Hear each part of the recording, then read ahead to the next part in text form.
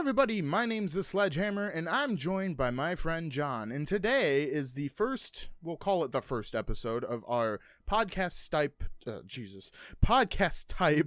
material called Forge to Talk. Say hello, John. Hello, all. Because what everybody needs on the internet is a couple of guys making a podcast, because that's new content to the table. Nobody's ever made a podcast today, and honestly, this podcast, what I wanted to bring to it is this is more like a productive podcast, quote unquote. We talk about things we like, and then I want to start conversations about like how or what you want to do. It's just creating things. That's what it's made. That's why we're in Halo. John, say something. Take it away from me. You know, Halo has always been wonderful, and to have another Forge ability is outstanding. Oh, Forge I'm so glad they got it back to us. Forge is great, especially in this game. Now, John, we talked about this before the podcast. You didn't really touch into this game's Forge. Are you here with me? I am, but I am just a ghost, would you say?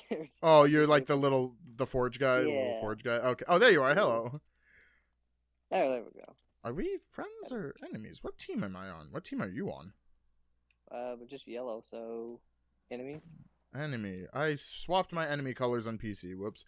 All right. So today in this video, it's gonna be a weird format. We're gonna do this in video formats because one, I don't know how to upload podcasts, and two, it's that way people can have something to watch in the background. We're gonna be in Forge all the time for these videos, and today we're just gonna start off by building a simple house. Our own houses, I think. More like a competitive thing. So like you'll try to build a house. Oh, but you haven't touched Forge, so I have advantage. How familiar are you with Halo 5 Forge? Oh, nope. Never touched the Forge in Halo 5. Just Reach, to be honest. But I think I can learn quickly. Okay. I hope you can, because, man, it's a whole different ballgame. The things that I've seen, the things that I've tried, it's insane what they've done. And if we're going to give props to 343, they deserve all the props for Forge. Like, pat on the back for everybody there. They did an outstanding job with this. So I won't touch anything in the middle. I think I'll keep the middle stuff here, but I'll go build my house.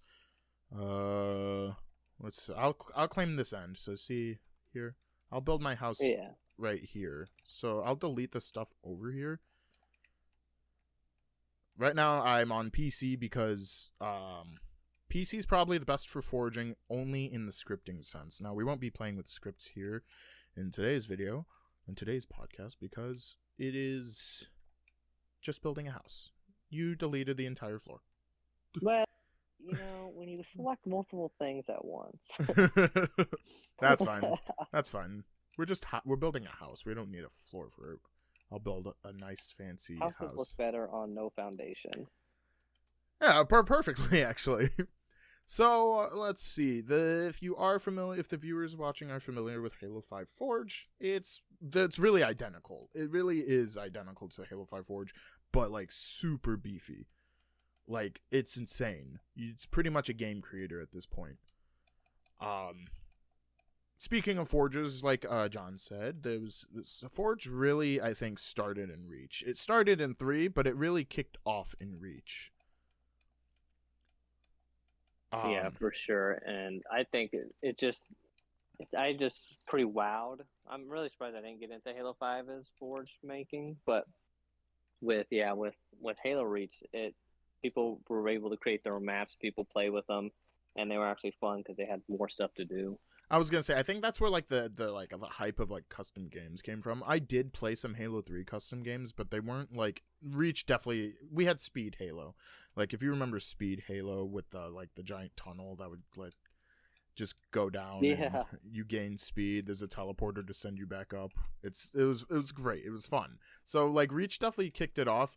Forge is only improved from here. That's the thing. Oh, I lost my weapons? Excuse me? Oh, what the? I don't have any weapons anymore. Okay, that's weird.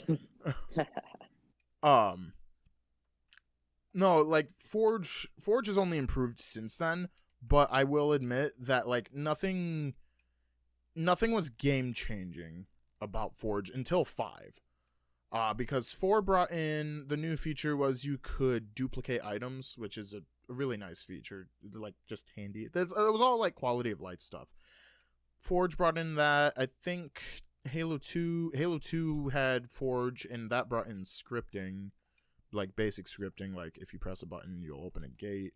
And then Halo 5 brought in scripting, gravity volumes, color changing, material changing, an increased count, no limit. There was no limit like in the library, because remember in like Reach you could only have like a truck or two. You can only have like 3 cars at max or something like that. Yeah. Yeah, so they really changed it in Halo 5. And then Halo Infinite is just the beefy big brother of Halo 5 with better scripting. It has visual scripting instead of like locked channels, because you can only do a max of like 26 channels because there's 1 per each letter of the alphabet. But in this, it has unlimited options as long as you don't break the budget.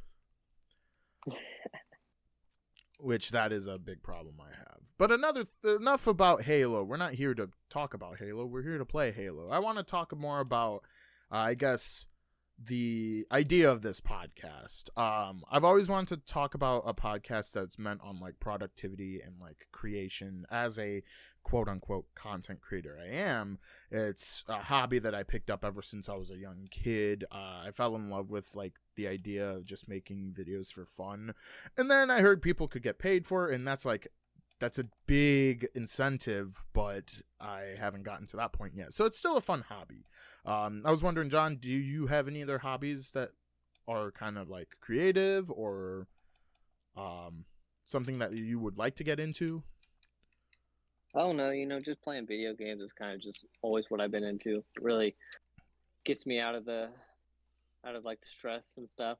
Yeah. It helps me fight the most. Yeah, I used video games a lot to fight stress, which is funny because for a time being they were stressful to me. When I was younger and I played video games like more heavily, it became more of like I need to get good at like this game. I need to get good at that game. I took games very competitively when I first started. Now I just play them as like stress relievers or just for content. I used to like care about esports and stuff, but now it's like, dude, like literally it's just a game is probably the biggest quote I'll live off of for video gaming. Like, yeah, I've never been into like super creative stuff or competitive stuff, I would say. Just because like I don't know, I just never felt like I've always wanted just games just to be fun, and that was it. Yeah, that's all that matters, is as long as a game is fun and it feels good, and I feel like if it's worth it. That's my biggest thing now, is there's a lot of games where it's like, I don't know if this was like worth it. Like I have to buy these games now. Back then I used to get them as like Christmas gifts and stuff. I didn't have to buy them. But now that I'm buying them, it's like and I wonder if there was some sort of value behind that, because I used to get my birthday and Christmas are very close to each other, so that's when I'd that's when I'd ask my parents or my grandparents for a game. So like that's when I knew I was gonna get one. Well, I can't say I knew. I never always got them, but I would always like ask them, and those games always feel nostalgic to me in a way. I wonder if it's because they were gifts. Like, do you ever have that feeling of like some games aren't as fun as they used to be, even if they're the same kind of like game you get? Yeah, that's what. Go back to some games, especially like of childhood, and some of them just didn't hit as different, kind of more so going with like Pokemon games and stuff. They always used to be like really fun and stuff, but then I kind of got away from them. I've barely played Pokemon, which is funny because they just announced today that like they're ending the anime. They're gonna make a new one, but they're ending the anime of it. So like Ash and Pikachu are gonna be a thing of the past now. A lot of people are sad about that. Like I said, I never really grew up with Pokemon, so I don't have that like attachment. But I can see where like that attachment can come from. Like growing up with stuff is huge. It becomes like your like, I guess you could say obsession. Sometimes it can be like an obsession. Yeah. And a lot of people do, like they play every single Pokemon game, and I personally can't do that because it's just, I don't know, they feel like the same game over and over again to me. But I guess anyone could say that about any game. Yeah, no, that's a fair thing. Like, to you it could be, but to others it could be like, no, you see this one's better because it has so and so, like it has all this stuff that makes it better or makes it feel better. You could definitely say that for like a lot of stuff. People who don't play like Halo or Call of Duty or any other game can say like, oh, that entry in the franchise just looks the same. Like Call of Duty is probably the biggest one for people saying that, which is funny because as we're recording this, the like multiplayer access is free right now because it's on sale, so it's like an incentive to get people to buy it, which I gotta say, this one's not bad. This entry is not bad. I enjoyed playing it. I was playing it last night and they did good, but like if you still boil it down, it is still just Call of Duty. They tweak a little bit of stuff. It's kind of like what we just said about the Forge. They can only improve. It only improves, but it's still fundamentally the same exact item. Same thing you're buying. Call of Duty does it the same way. Yes, Call of Duty is repetitive, but there are things that make it good or bad that they keep adding to the game. Mm-hmm. Call of Duty was one of those games that I would say was like the nostalgic ones for Christmas because that's when I'd get them. I don't personally go out to see Call of Duty anymore. I'm more trying to get into games that are like more of like a comfortable and like a fun, relaxing kind of game. My roommate and I we just played World War Z. That was kind of fun and relaxing, but we were playing it on like the easiest difficulty, so there's that. But that's also another thing. Like game difficulties. Are you a stickler for game difficulties, or are you kind of like a whatever? It just get into it and have fun. Yeah, it's more of like whatever makes you have fun playing the game. I'm not gonna knock anyone for playing only on the easiest mode ever. But then again, because like I know like I couldn't play like the hardest thing, right? So I'm not gonna like, as long as you're having fun with it. That's kind of like how I feel.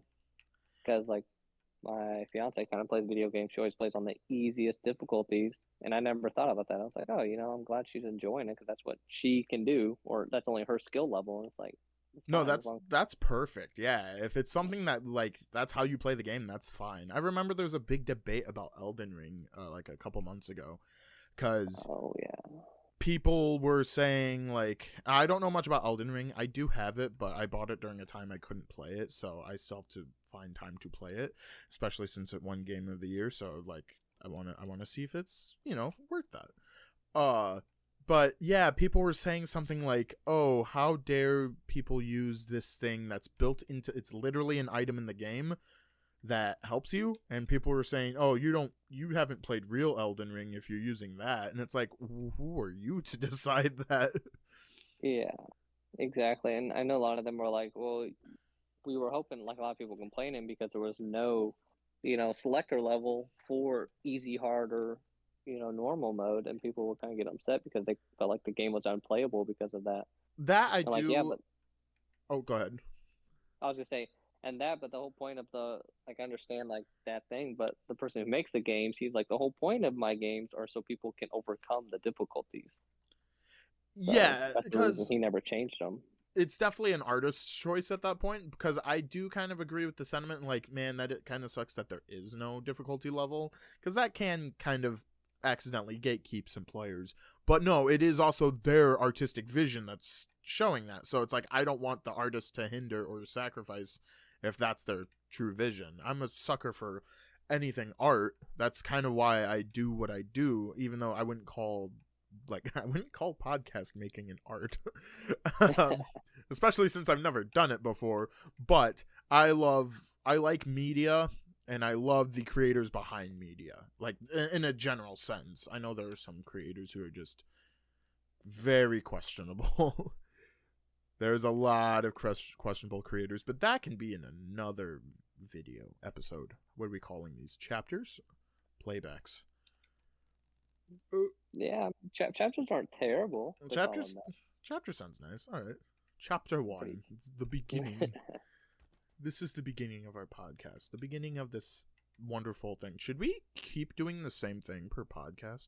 like we just load into this house map and keep working on the house. Because I was going to see, like, how long can we make a house within an hour? But now I kind of want it, now that we're calling this chapters, I want it to be more of a over time thing. Yeah, I could see that kind of, and seeing how, like, where we started, where we're beginning and stuff like that. Yeah, because this would be great for you, because I'm going to peek by you real quick. Cause, No, don't come over here. It's okay, terrible. I'm going. It's kind of the same as mine, except you picked rounded corners. I did, like, the same thing with the corners and stuff, and the same pieces. But no, like, because this is your first introduction to Halo Infinite Forge. So, like, over time we can see how well you get used to it, and then we can start, like, destroying the game after that. Because apparently I'm a master at that. I was also gonna make a new series, kind of like a Forge diary of, like, hey guys, this is what I'm working on Forge. But, like, right now I can't work on anything in Forge because it's kind of broken. It's in beta. They've announced that it's in beta. That makes sense. I get that. At least they're truthful about it. Yeah, I'm happy that there's communication now. That was the only part that really bothered me when, like, the whole, like, 343 is bad kind of thing, was that there wasn't a lot of communication. But I get why there can't be always communication, because one, the PR people are there to just be PR. They don't make the decisions. They're there to promote the game and talk to the community about the game. Like, a lot of people were yelling at PR people, like, hey, bring cross-core codings, bring this, bring that, why don't we have this? And it's like, they are not the ones who are doing everything behind the scenes. They're the ones that you see on your little screen when you're making the little rant on why you can't have a certain color.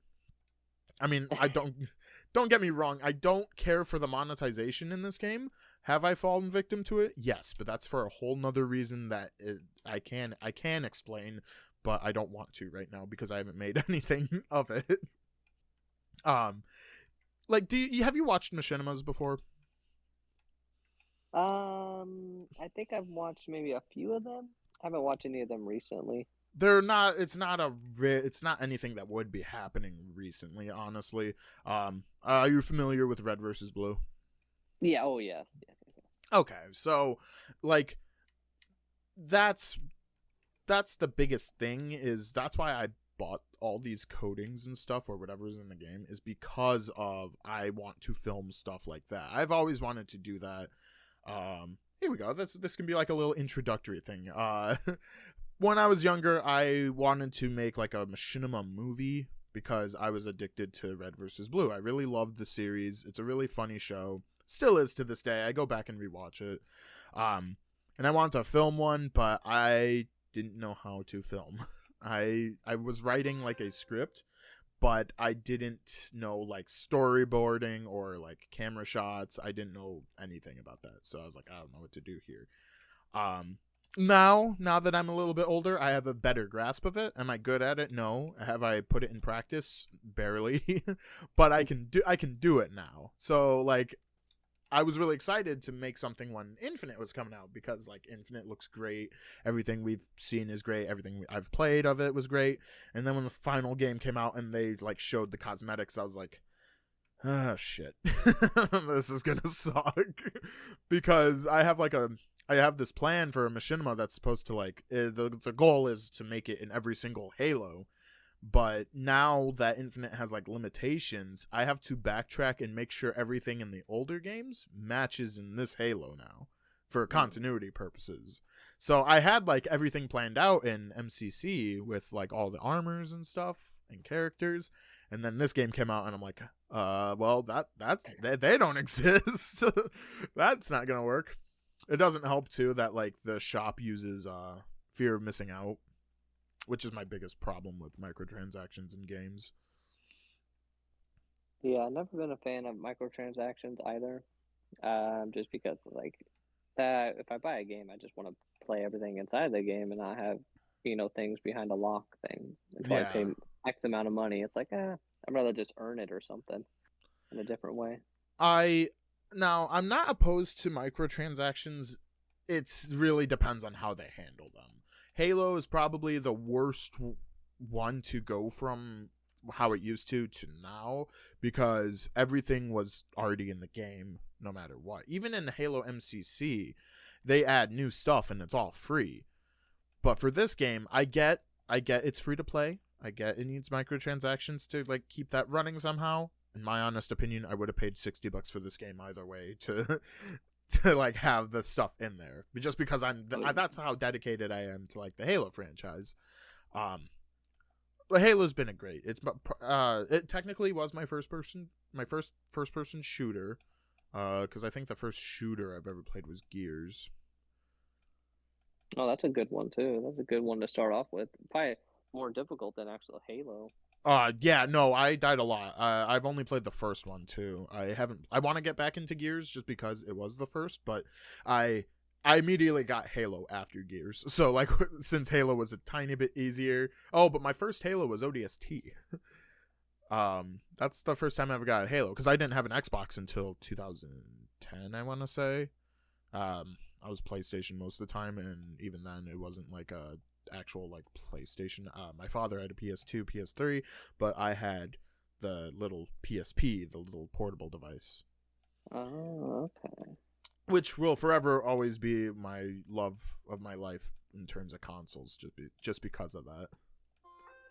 My phone is going off. I probably should have muted that, because that would be a professional thing to do. But you know what? I'm not professional, so we're gonna leave it alone for now. That building a house is fun. Yeah, but like Gears of War, it did really well, and I think it's only kind of hard to play if you don't have someone to play with, because it was definitely meant for that, that couch co-op for sure. Did it have couch co-op? Yeah. Oh, that's cool. The only reason I know is because I played with my brother and stuff. That's about it.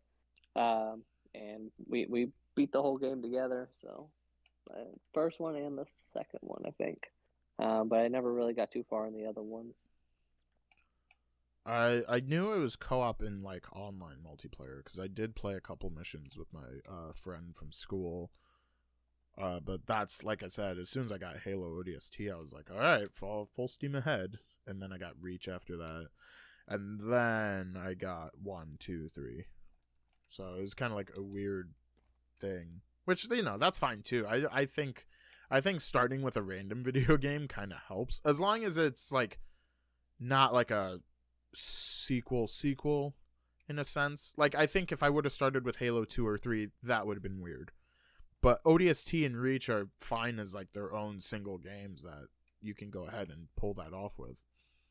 Yeah, because I mean, since you said ODST was your first Halo game you played, how'd that make you think of the franchise just as a whole? Because ODST is way different. It's more not difficult, because you're just an ODST, so it's interesting that that's the one you started off with. I'm gonna be honest, that game terrified the hell out of me, because one, I didn't know where I was going, because that's how ODST works. It's like pseudo free roam when you play as the rookie. And two, hunters at nighttime are terrifying in that game. I was so happy that the game had like that night vision thing where it like outlined the enemies, because I was like, I don't want to go forward. I don't want to fight. It's funny that they scared me more than the Flood has ever scared me in the game.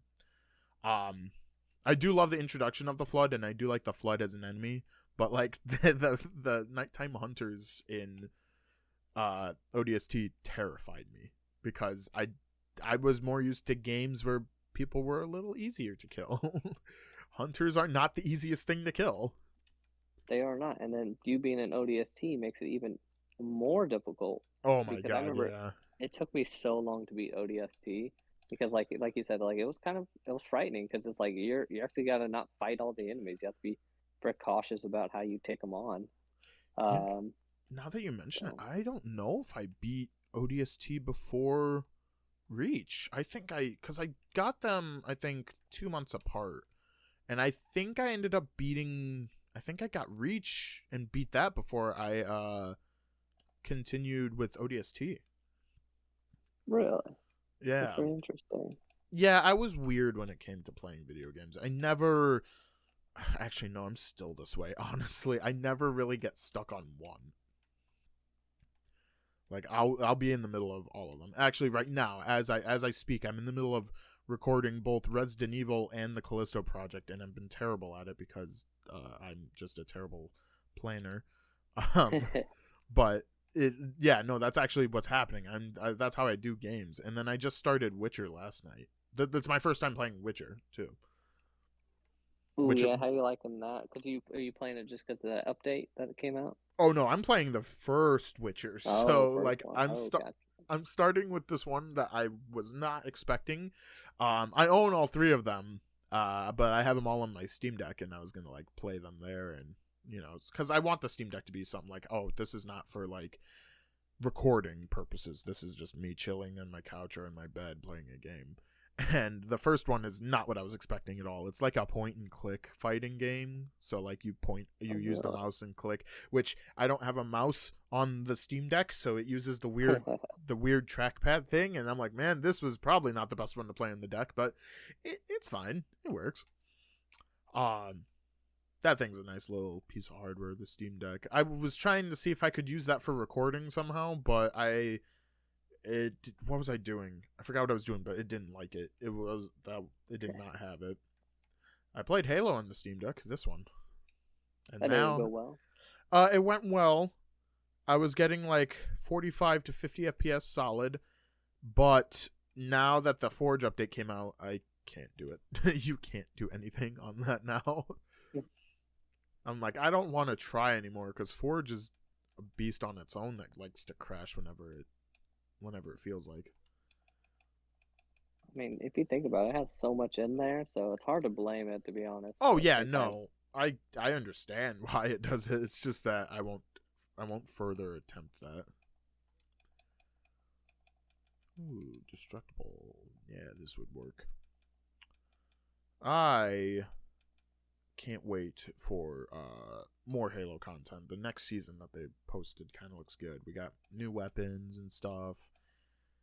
We got the 2 new maps, and then I think Forge maps might be coming to... I could be wrong, but I think Forge maps are coming into playlists. Oh, okay, that'd be cool. Shouldn't the next chapter they released a co-op for the campaign, or is that still delayed further? Oh no, co-op's out. Co-op came out in the Forge update. Oh, did it really? Yep. Not split screen, of course. Nope. Oh.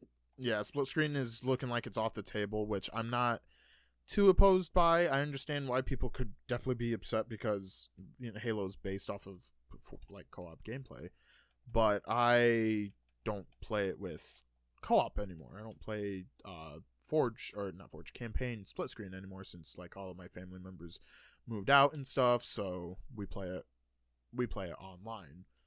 But I can see why people could be upset, because it is like a staple to have. But no, mission replay and mission co-op online have been in the game since November.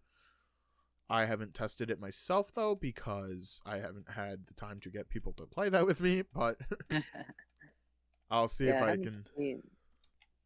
Haven't seen like any people doing it, at least. Not that I know. I think it's because of Forge. I think Forge might have kind of overshadowed that. Because like everybody was more worried about this, in my opinion. I think a lot of people were definitely. Oh, you can't scale that. Okay, people were definitely talking about Forge more than anything, which I can see why. It's definitely, I'd say, worth the wait. I wish we didn't wait as long, but it's fine. It works, so it does what I want it to do. Speaking of does what I want it to do, back to the games on Christmases. Do you ever get, like... Did you get games for Christmas? Like, did you ever have to, when you were younger, did you ever ask for a game and, like, you got it? Yeah. Did you ever get a sense of nostalgia playing that one game? Playing it when? Like, when I got it? Or are you talking about, like... So, my biggest example I'd probably say is probably Call of Duty Black Ops 2 for me, because I got that in Christmas. And so now whenever I play Black Ops 2, I get that sense of, like, nostalgia of, like, this is the game I got for Christmas. Like, I don't know how to explain it, but it's a quote Christmas game for me. Like, it just feels like a Christmas. It brings me back to when I was younger. It gives me that like sense of nostalgia of getting the gift and stuff. It's like, like something you really hoped for. Have you ever gotten that feeling before? Honestly, when I got like Assassin's Creed Valhalla, and that kind of really brought me back. Because I haven't played any of the Assassin's Creed games except for like the first one and Black Flag. Other than that, I haven't been really playing them just because I don't know. I just never could really get into any of the other ones. But Valhalla kind of got me right back into enjoying that type of game. But it's very different. So I was gonna say I think they kind of went a different path, didn't they, for games like that? yeah, they went to more kind of like you can upgrade skills and stuff like that, and kind of enemies have health bars, which I see a lot of games kind of going that way anyway. But I I people, think a lot of people don't like them. So I think the health bar thing, because I remember the older Assassin's Creeds. People weren't always one shot. I don't think. At least I think there was bosses in the old games. yeah, they just didn't have any health. You just whacking at them until they die. Yeah, I So think the health bar thing's more of like an accessibility thing. I noticed that a lot of AAA games are having this new like UI assistant thing, which someone mentioned. I don't know if this is true, but someone's mentioned that it's more for accessibility. Like a lot of things are like colorblind assisted now by default. hmm Like Halo actually has that too with the outlines on the Spartans. I know that they say that like they use the outlines to make sure like you can that way you can have like your coatings or whatever. So that way you're not forced red or blue. It's just to pretty much show your swag in the game. But they used colors that way you can change the colors on it because people have colorblind blindness and they need that changed. So that's yeah, kind of because I cool. mean, yeah, a lot of games now like they'll ask you for like right off the bat, be like, oh, what kind of accessibility do you need? Do you need the menu read off to you? Color blindness, and because at first it used to just be like, oh, select the brightness Yeah, it used to and just the be screen that, width or something. But yeah, now it's a lot more different. which is good for people who have those issues and they still want to play the game. That's really nice to have that. Another thing that AAA games do, which I don't know if this is considered accessibility or if this is more just choice, is that have you noticed like every game is hold X or hold whatever button to pick up item or to interact? It's always hold it now. Yeah. And it does like the little circle. The first one game I can think of that did this to start was Destiny. Destiny Xbox 360 did that. And I was like, "Oh, that's weird. That's a strange choice." And now every game does it and it's like, "Oh, well, okay." Yeah, it's very interesting that they a lot of games have jumped to that. I wonder why. Maybe because like, nah, I don't really. All I have is just guesses, I guess, to be honest. But my bet you there is something.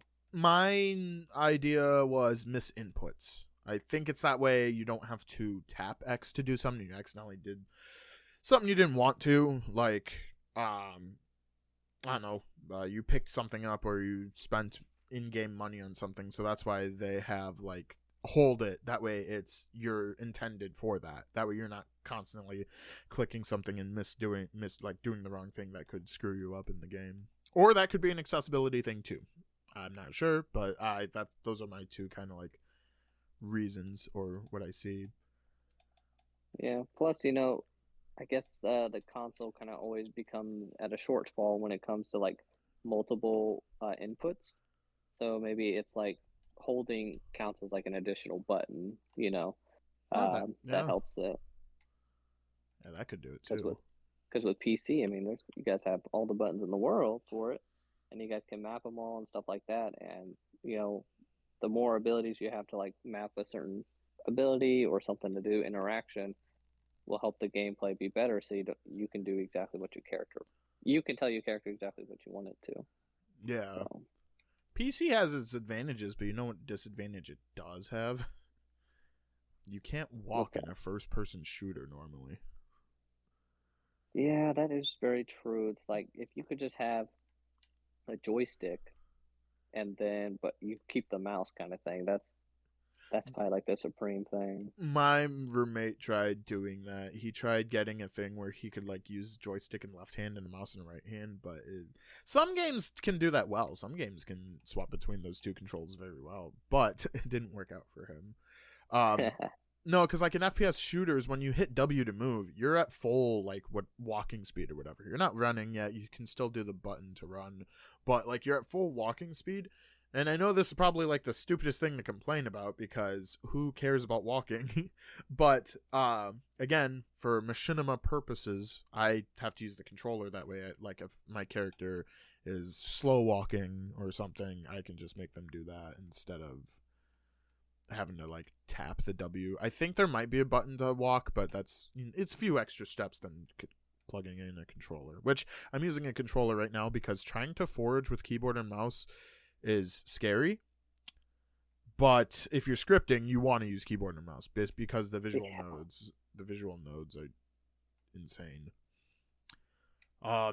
We got about 20 minutes left on the clock. We'll probably keep these episodes around an hour or so. I don't see us cutting anything out unless I say something that needs to be cut out. But I'm the Sledgehammer. I don't do that. The only time I cut stuff, I think the only time I've cut stuff out of a video is usually if it's just dead air.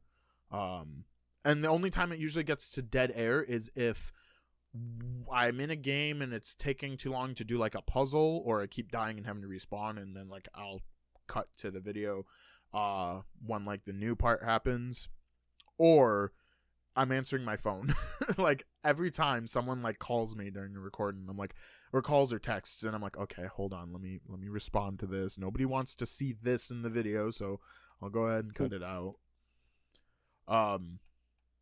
Video making is a strange process. Are you ever into it? You ever want to make gaming videos? I've never actually been into it. Like I always had the thought because it's always what a dream to have your job as playing video games, and all you do is I don't say all you do because I'm not trying to belittle it, but like all you do is edit the video and post it and hope people watch it. Like that is what I do though. Yeah, that is kind of what I do. Like it's not my job. Would I want it to be my job? Absolutely. That'd be great.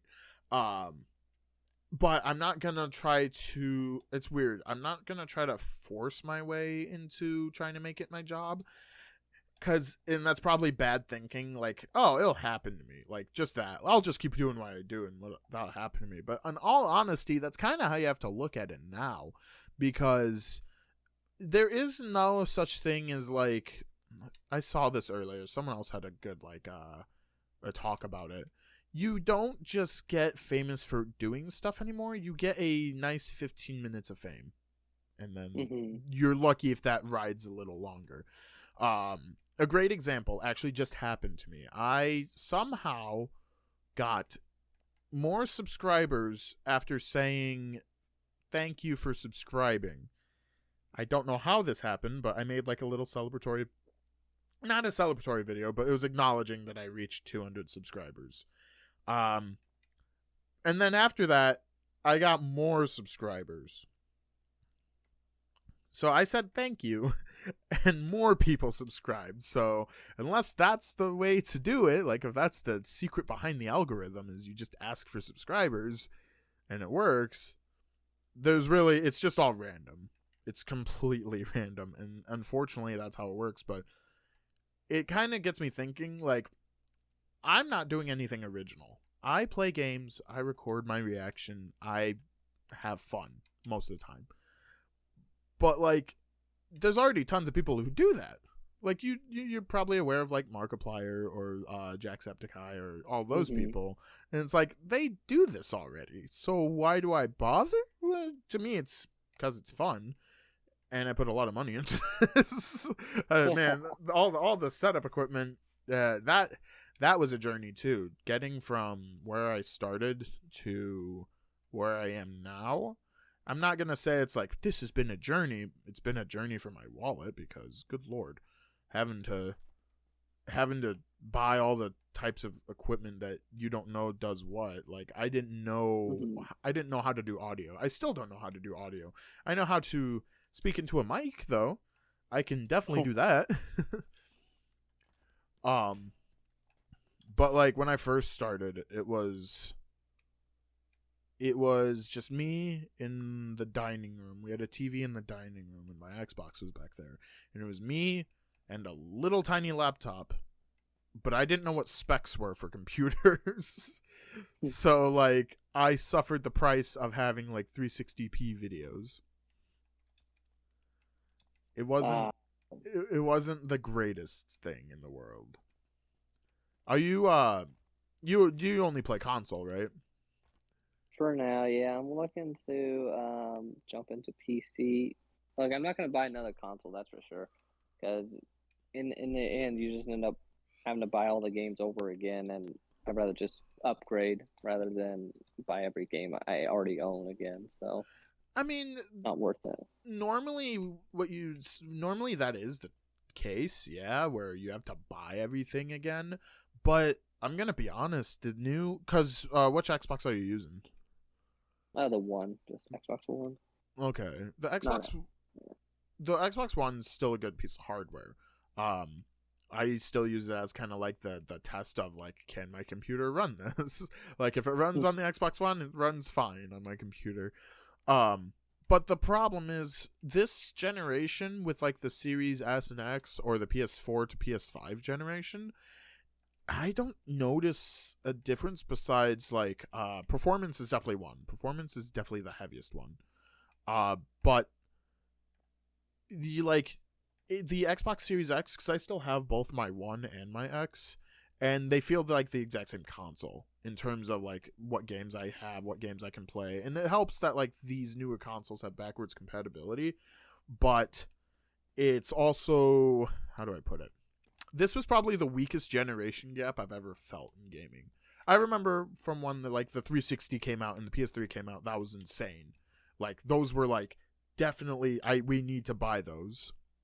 Yeah. And then when the One and the PS4 came out, that was a similar one, I could say. That was a similar like generation gap. But this one, it's kind of not worth it. I have both consoles. But mainly I needed another Xbox for the machinima purposes, which I'll constantly say I'm doing this for machinima purposes, but I barely make machinimas. It's hilarious. But the PS5 I got because I didn't have a 4, so like I'll get the newer one since I didn't have that one. And then the poor Switch, like that nobody like bats an eye to. Like the Switch was good when it came out. It's like, oh, a handheld device, and then Steam came out, and it's like, okay, never mind. Yeah, no longer that best. Yeah, Steam they've really blown out of the park, and I hate to put the Switch down like that, but it's the truth. It's the real truth. Yeah, it's stuck at 30 FPS. I don't know what the Steam Deck is stuck at, but I doubt it's 30. The most verified games are 60. Yeah, so it's playing the same games as like a console would. Yeah. I can run, like I said, I ran Halo Infinite. What's my most demanding game right now? I've played Death Stranding on it, but I only got up to like 40 frames on that, which on Death Stranding is fine. That's not really like a reaction time. Well, no, that's a bad thing to say. It does depend on reaction, but it's not like it's not like Call of Duty or CS:GO, which I think you can play CS:GO on there. I don't know. The Steam Deck has a really weird thing since it's on Linux, where like anti-cheat just kind of sucks. Like if your game has anti-cheat, don't expect to play it on the Steam Deck, just because. We got about 15 minutes left on the clock. Another thing we can talk about is, do you like food? God. Oh, wonderful! What a good conversation. What a good conversation. Like talking about airplane food. I've never been on an airplane, so I can't really talk about airplane food. Oh, why haven't you ever been on an airplane? Are you scared of them? Never have a place to go. I know nowhere to go. I can't say I'm scared of them because I've never been on them, so I can't like say that's a fear. I mean, the idea of it, yeah, when you put it on paper sounds scary, but they work, so like why would I be scared of them? Which is funny cuz that's like not how I feel about boats. I am terrified about boats, even though I have been on a boat though, so it's okay. So I can justify that. I have reasoning behind that. You just afraid of them sinking or something, and you can't do anything because you're not a good swimmer. I can't swim. That's the thing. I don't know how to swim. I feel you there though. I can't swim either. Like I can like doggy paddle and save my life, but yeah, I can really float. comes down to it. Mm-mm. I can float for 10 seconds and then I'll start sinking. So hopefully someone picks me up in 10 seconds. No, but food is a weird topic because cooking counts as creating. Yes. Mm-hmm. We can all agree on that. So something I've always wanted to do, but I never got the chance to because just like living situations and money. Currently I do live in a house, but I'm my dad's roommate in a way.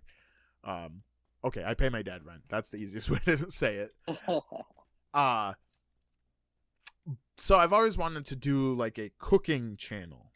I don't know how to cook, but I wanted to still do it in a way because food is also another thing. Like my two options in career are either go down the computer arts way or go down the culinary arts way.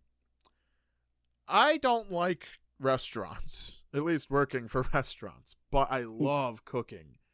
Like cooking will always be like a thing that I hold dearest to my heart, probably because it's the only hobby that I've gotten into, and it's actually one I've actually gotten into like legitimately. I actually did go to like this culinary course.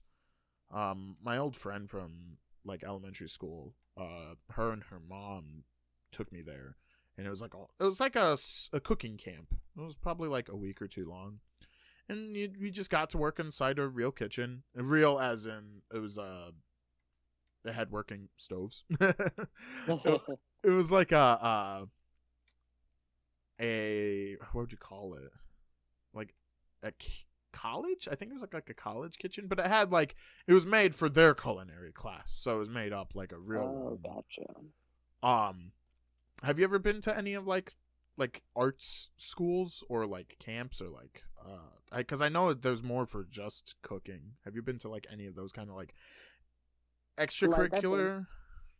Like I've been to like a cooking like camp when I was like 10, and they taught you how to like cook basic things. Other than that, I haven't been to like art or cooking classes ever before. I'm not a great cook or anything like that. I think I found somebody that's a good cook, so at least I don't have to starve. So that's always good. It's always good to know someone who can cook, who knows their way around a stove. Yeah, like I don't know how she does it, but she'll like just whatever she'll just measure with her eyes and stuff, and it comes out tasting great. I'm just like, I don't know how you do it. Like I have to measure it, and it still doesn't taste good. I definitely measure with my eyes. I feel like I shouldn't, but I know what a cup looks like. I know what like 2 tablespoons look like, just because all my jobs before my current job were kitchen ones. Well, the one I currently kind of have as a part-time job is a cooking one.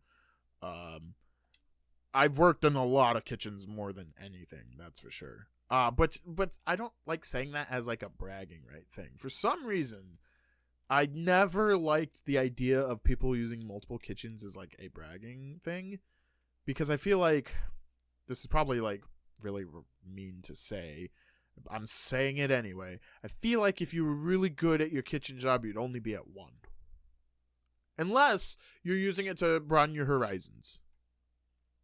That's very true. Yeah, I understand what you're trying to say. But like I've known people who'd like jump around to the same type of restaurant where it was like burgers, wings, and fries, and they'd be like, "Yeah, I've been in like 10 kitchens," and it's like, "But this is the same one. Like this is the same one." And they that was them quitting, but just to leave to the same one, and it wasn't for like better pay either. So it's like I I don't know what's happening here. You're getting paid the same.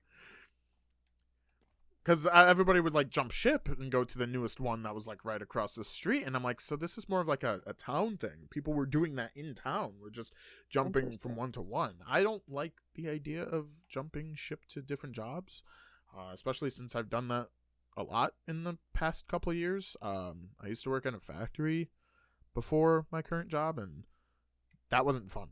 That was a whole mood killer, which that can be a topic in another episode, which is like things that bring us down and demotivate us, because that sounds like entertainment for a podcast. We wanted it to be the bummer podcast. Exactly. Is there anything that you'd like to add to the podcast, or do you like because we kind of agreed on this on like out of nowhere. It was like, do you want to do a podcast? And it's like, yeah. Why not? Why not? All the cool kids are doing it. Literally, a lot of people are doing podcasts out of nowhere. I don't know if that was because of like COVID, if like a COVID podcast thing happened. I know. Wait, did Bo Burnham do a podcast? No, he did the special. He did the Netflix special. That's what it was. We're reaching the 8-minute mark. How's your house looking? I'm looking. It's actually not too bad. You're adding a garage. I like your walls. Yeah, those are the only ones I could like really work with. The other ones were kind of giving me trouble, so I was like, screw it. I'll just duplicate them, move them. Yeah, but you're making a garage. I didn't think about that. My house is on stilts because of grass. The grass kept going. Oh, you're building a Florida house. You don't want the floods to get you. I've never been to Florida. My roommate's from Florida. Oh, well, there you go. This is the closest to Florida I'll ever go. Your house is just beautiful. You got a couch in there. I know. It's like covered in stuff, though, so I'll have to clean that when the guests come. Oh, we're in play mode now. Oh, I killed myself, I guess. Oh, play mode is, I forgot. The Forge has weird modes now, so you can hit the back button once to be like a little guy. Yeah. Yeah, you're a little guy, but if you hold it, if you go back into your monitor and hold it, this means we can everything loads in, such as like scripts, vehicles, because you can't just like forge a car and drive in it anymore. Oh, gotcha. I should probably start add. Bookshelves. Yeah, I got bookshelves. I should probably start adding the other ones. I think this is destruct. Oh, we can't destroy it here. That's right. You gotta be in play mode to destroy it. I feel like you're actually just making your own room right now. Like, wow, you got 3 bookshelves. Wow. I know, yeah. Who reads books? I haven't read a book in forever. I want to get into books. I read manga, like the nerd I am, but I haven't read a good book since like elementary school. No, that's a lie. Yeah. That's a lie. Junior high. Junior high is probably the last time I read a good book, and then everything else in high school was just like mandatory. I didn't care for. And then I haven't read anything since. Like I haven't sat down. I've been really into like audiobooks, because audiobooks are nice because you could just do something else while you're just listening, and I really like that because some of the games I've been playing are just super. You don't need to pay attention; you just need to vibe with it. So I've been really just audiobooking at 1.5 speed and just listen to a whole bunch of books. And that's what our audience can do right now. If they listen to this podcast, they can put it in the background while, I don't know, exercising, taking a drive. If you listen to this while driving, who are you? Like, what dedication do you have? I actually done that before. I'm kind of the same way, but with podcasts as well. I haven't done audiobooks at all. I don't know why, but audiobooks seem like a strange idea to me. But I haven't tried it, so I can't, like, fully say that they're bad. The idea of it's kind of weird. So I'll listen to podcasts and stuff. Let's say if I'm driving. I did podcasts at first. Yeah, I did podcasts at first, but then I kind of got away from podcasts a little bit, just listening, and then went to audiobooks instead when I found a good one. Are you doing like a series or like long novels? Yeah, I'm doing like a series right now. I think it's like 7 books long, and the person's still writing another one, so. That's cool. I would love to get back into books. Like I said, I read manga. That's, I've actually been reading a lot more manga instead of watching anime because it helps with time. Sometimes I don't have a lot of time. Sometimes I do, but I don't like wasting it. I do the same with TV shows. It's not just like anime. It's like even normal TV shows. I'll have this issue where I'll stop watching for an episode and I'll be like, "Oh, I missed that episode. I'll get back to it." Never get back to it. I still haven't finished Mandalorian season 2. I think I'm like 3 episodes into that, and I haven't finished Obi-Wan, and I only have 1 episode left, and I still haven't finished that. I watched all of Obi-Wan in one day because I was so excited. I watched it. Wait, was Obi-Wan the show where they released 3 episodes first, and then they did the one after a week? I think so. Yeah. Okay. I think because I watched the first 4, I think, in one day, and then I had to wait for 5. Watched 5, and then I just said, "Oops, I forgot," and then I still haven't seen it to this day. Honestly, with shows like that, not just Obi-Wan, which is funny because I say this, I don't care for the idea of shows anymore for some reason of an IP. Like I don't care for Marvel shows anymore. I don't care for Star Wars shows that much anymore. Not saying that they were bad, but it's just shows are, I think, too much. Like that's a lot of like dedication to try to have weekly. Considering I can't even do it on the shows I normally watch, so it's like I fall behind a lot. Where was I going with this? Shows weekly, yes. Oh, it's funny that I say that like I don't watch it because I do want to watch Andor.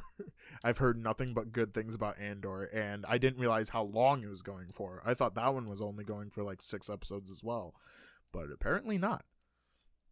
Yeah, no, I finished Andor last week, and I think it was decent. I think a lot of people kind of overhyped it, but I kind of liked seeing the cruelty of the Empire. That's what I want to see too. I want to see like stuff like the brutality, the realism. I am happy that we're kind of out of the whole like Skywalker thing. Like we're not just with like prophecies and everything. It's more like these are the lives of the people. Yeah, I think a lot of people kind of didn't like. They were kind of over Skywalker saga already, and people thought the last 3 movies kind of ruined everything. Yeah. Teach your own. Yeah, no, I actively avoid those discussions because my opinions on that. Like Star Wars is a very well-known franchise, but to me it's just another franchise, just like Marvel and stuff. Like I will watch them. I have watched them. I enjoyed them, but they're just like once you've seen one, it's not like once you've seen one you've seen them all, but like you get the same feeling. Mm-hmm. Which I don't know. But the thing is I don't know how to change that. I don't know how you like make it fresh and new, if that's the case. So it's what we have. Yeah, if you make it too new, then people are like, "Oh, this isn't even Star Wars anymore." It's like, well, what do you want then? Yeah. It's so hard to please the people, but it sucks that a lot of stuff gets rewritten because of how people feel if they see a trailer or something. I mean, the only good thing that came out of people like pretty much bullying the people that make the movies was probably Sonic, to be honest. Sonic was probably the best one. And I don't advocate for studio bullying because, man, they go through so much shit and get underpaid. But I will agree that Sonic bullying was probably the only good example of studio bullying. Usually that's because the poor choices are made by higher ups. Someone higher up saw that first Sonic when it was like, dude, this is gonna make us millions, and then it didn't. I mean, it was so scary. It was terrifying. So terrifying that Disney has a movie that makes a joke about it. Exactly, yeah. It's so strange. But we are reaching the end of this would pretty much be like our trial run of the podcast. I don't know when these are coming out. I'm not editing them. I will have to put it through an editor, though, because that to make the video final. I'm also not doing webcam for these videos because I don't think you need to see me, because this is not about me. It's about us, in a way. Oh, God. Oh, God. The timer is very loud. Oh, my God. I apologize for that. I can probably mute that out, but no, everybody gets the timer. This has been Forged to Talk. Episode 1, chapter 1. We're calling them chapters. Do you have anything you would like to say to the lovely audience at home? No, I think this is going to be a fun thing to do.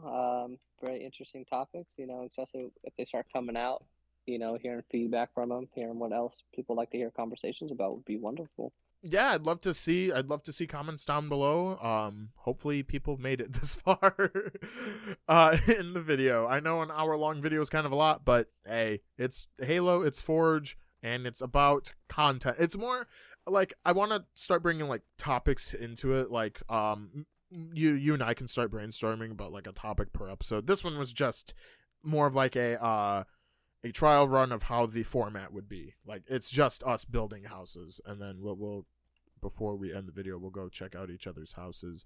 You've already seen my perspective. I wish I could get footage on John's end, that way we could like cut in between, in and out. Oh, you don't need to see how much I was struggling over here. Oh, but it's like you could clickbait it, like first time Forge user uses Forge. Oh no, that's nice. I like it. It's very tricky to learn. I took a whole like 3 days trying to learn this. Yeah, there's just so many options inside each menu that just goes in so in depth, and you click the wrong button and it's all messed up, and you're like, oh, dang it. Yeah. Anyway, this has been Forged to Talk, Chapter 1. Hope to see you guys soon. Once we have a better understanding of like how we're uploading them, I'll make a schedule. But as for now, you'll see this on Sunday, which by the time you see the video, that would be today. So that's all the time we have for this video, this chapter, this podcast. We need an outro. John, make an outro. Halo boys out. Halo boys out. Peace.